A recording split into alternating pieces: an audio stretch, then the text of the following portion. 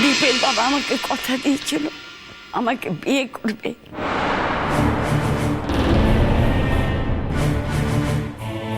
সেই কথার ভিত্তিতেই তুই আমার কোলে এলি, কিন্তু সে কথা সেদিন সে রাখতে পারেনি।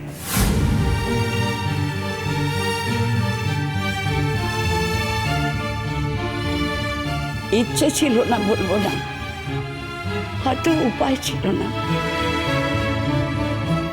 তার স্ত্রী উমাকে তিনি খুব ভালোবাসতেন, উমাই তাকে আসতে দেয়নি। আর এই কথাটা বুঝতে আমার এত দেরি হয়ে গেল।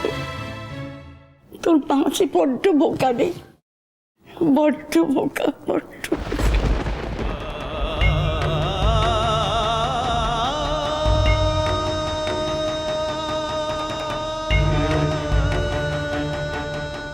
তুই হওয়ার কয়েক মাসের মধ্যেই তোর বাবা আমার কাছ থেকে তোকে নিয়ে চলে গেল। আমি বারবার জিজ্ঞেস করলাম, কোথায় নিয়ে যাচ্ছ, কোথায় নিয়ে যাচ্ছ? বললো ডাক্তার দেখাতে। দুদিন বাদে যখন ফিরে এলেন তখন আর তোকে নিয়ে এলো না, একাই ফিরে এলো।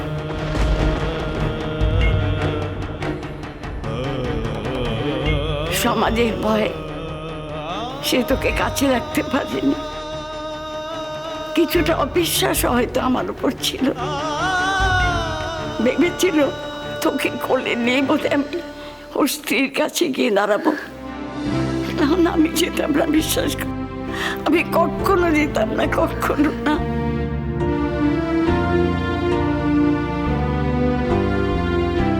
আমি না খেয়ে আমার সন্তানকে আমি খাওয়াতাম, আমি তাকে বাঁচিয়ে রাখতাম, বিশ্বাস কর।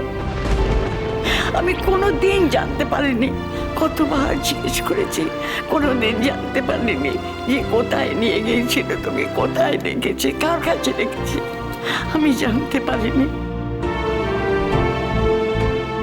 ভগবানকে কত রেখেছি, ঠাকুর, ঈশ্বর, আমার মেয়েকে একবার আমার সঙ্গে দেখা করিয়ে না।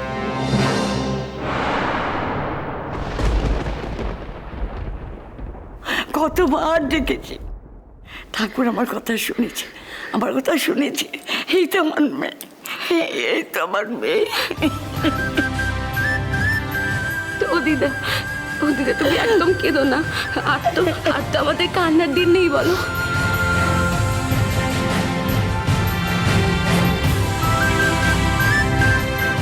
এখন তো সুখের দিন এসেছে, তুমি কেন কাঁদছো?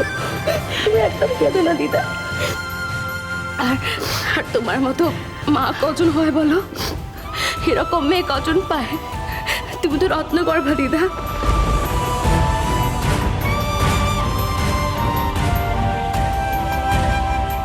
মা, আপনার মেয়েকে আমি বিয়ে করতে চাই। জামা হিসেবে আমি যে খুব একটা খারাপ হব না সেটা আমি হলফ করে বলতে পারি। আর একটা কথা, আপনার মেয়ের যোগ্য হয়ে ওঠার চেষ্টা আমি করব। শুধু আমাদের যেদিনকে চার হাতের মিল হচ্ছে সেদিনকে আপনাকে আমাদের পাশেই চাই। কথা দিন আপনি আসবেন। আমাকে ডাকছো তুমি? আমাকে, যে মা তার সন্তানের কোনোদিন কারো কাছে পরিচয় দিতে পারেনি, সেই মাকে তুমি এই শুভ দিনে ডাকছো?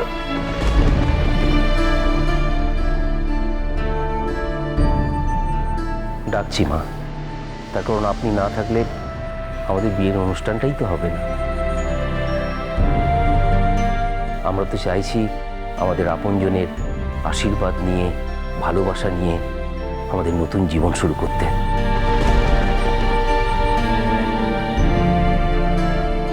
বেঁচে থাকো বাবা, বেঁচে থাকো। আমার মতো একটা মাকে তুমি এত সম্মান দিচ্ছ। আমি আপনাকে সম্মান দেবার কি মা? আপনার নিজের সম্মান আপনি নিজেই অর্জন করেছেন। আজ যদি আপনার মেয়েকে আপনি অস্বীকার করতেন, তাহলে আপনার মেয়েকে সারাটা জীবন কত বড় অসম্মান নিয়ে বাঁচতে হতো সেটা কখনো ভেবে দেখেছেন?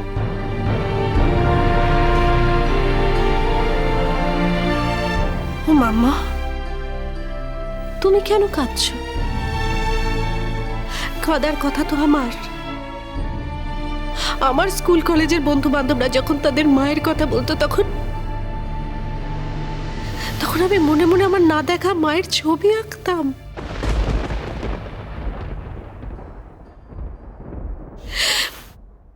রাতে তারা ভরা আকাশের দিকে তাকিয়ে আমি নিজের মনে মনে আমার না দেখা মায়ের সঙ্গে কথা বলতাম। আমার যা ভালো যা মন্দ আমার জীবনে যা ঘটতো আমি তো সব তোমার সঙ্গে শেয়ার করতাম।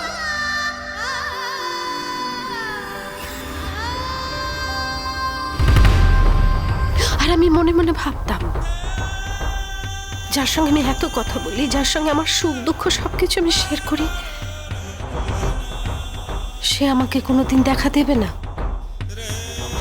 আমার মনে হতো কোনোদিন কি আমার মা আমার মাথাটা নিজের কোলে তুলে নিয়ে বলবে না যে, আয় মা, এতদিন অনেক কষ্ট পেয়েছিস, আমার কোলে তোর মাথাটা রাখ, আমি তোর চুলে বেলি কেটে দিচ্ছি।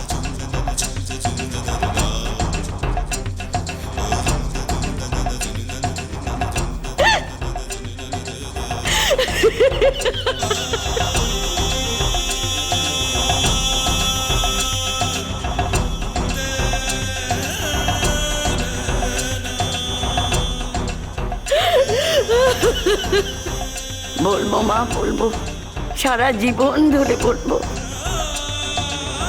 আর আমাকে ছেড়ে যাবি না তো, কথা দে। যে মা সন্তানকে জন্ম দিয়ে তাকে ছেড়ে থাকতে বাধ্য হয়, তার মতো দুর্ভাগ্য আর কে আছে মা?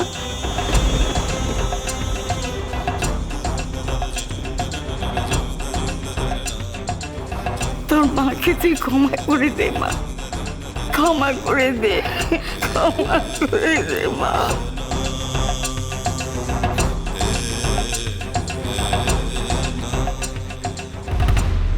ক্ষমা করে দে।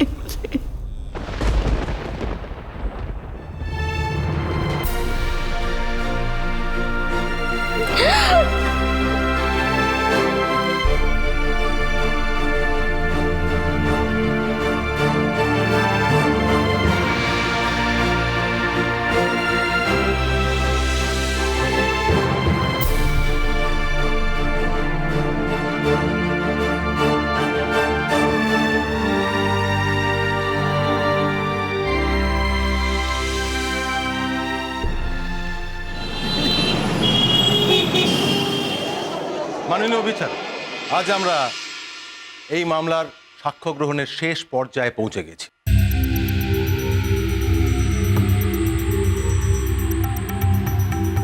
আজ আমি ডেকে নেব এই ঘটনার প্রধান অভিযুক্ত শ্রীমতী অপরূপা দেবীকে। যে অপরূপা দেবী দিল্লি থেকে উড়ে এসে চ্যাটার্জি পরিবারে আস্তানা গেড়ে বসেছেন, যে অপরূপা দেবী দিল্লি থেকে হঠাৎ এসে নিজেকে চ্যাটার্জি পরিবারের মেয়ে বলে দাবি করত। Objection my lord. আমার বিপক্ষের বন্ধুর মন্তব্যের আমি তীব্র প্রতিবাদ জানাচ্ছি। অপরূপা দেবীকে এখানে ডাকা হয়েছে সাক্ষ্য গ্রহণের জন্য। যে ব্যাপারে সাক্ষ্য গ্রহণের জন্য ডাকা হয়েছে উনি যা বলছে তার সঙ্গে তার কোনো সম্পর্ক নেই, আর ওনার কোনো এখতিয়ারও নেই এ ব্যাপারে কথা বলবে। তার কারণ এটা সম্পূর্ণভাবে চ্যাটার্জি পরিবারের ব্যক্তিগত ব্যাপার।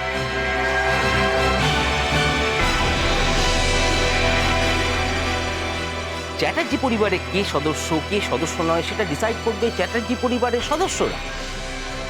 তাই আমার অনুরোধ, আমার বিপক্ষ বন্ধু সাক্ষ্য গ্রহণের কারণে প্রয়োজনীয় তথ্যের বাইরে গিয়ে অন্য কোনো তথ্য বলে আমার ক্লায়েন্টকে যেন অসম্মান না করে আর তার মনোবল ভেঙে দেওয়ার যেন চেষ্টা না করে। আপনি বাড়তি বিষয়ে কথা না বললে খুশি হব, শুধুমাত্র প্রয়োজনীয় বিষয়ে কথা বলার চেষ্টা করুন। কিন্তু স্যার, এই মামলায় আমার তদন্ত। আপনি মাননীয় বিচারকের কথার উপরে কথা বলে বিচার কার্যে বিঘ্নিত করবেন। একজন আইনজীবী হয়ে আমার একান্ত অনুরোধ আপনার কাছে। আপনি অবিলম্বে সাক্ষ্য গ্রহণের কাজ শুরু করুন। ওকে স্যার, অপরূপা চ্যাটার্জিকে এখানে আসার জন্য অনুমতি দেওয়া হোক। অপরূপা চট্টোপাধ্যায় হাজির।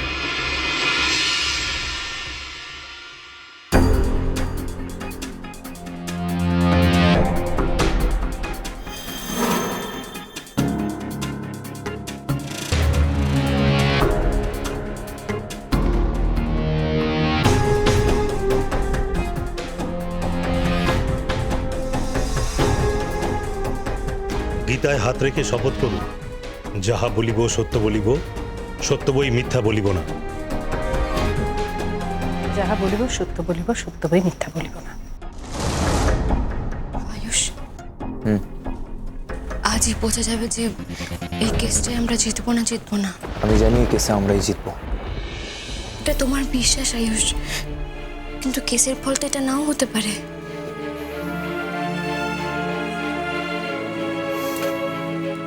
তো সামনে আমাদের সোনালী ভবিষ্যৎ। এত স্বপ্ন সব এসব মিথ্যে হয়ে যেতে পারে না, তো মিথ্যে হয়ে যেতে পারে না।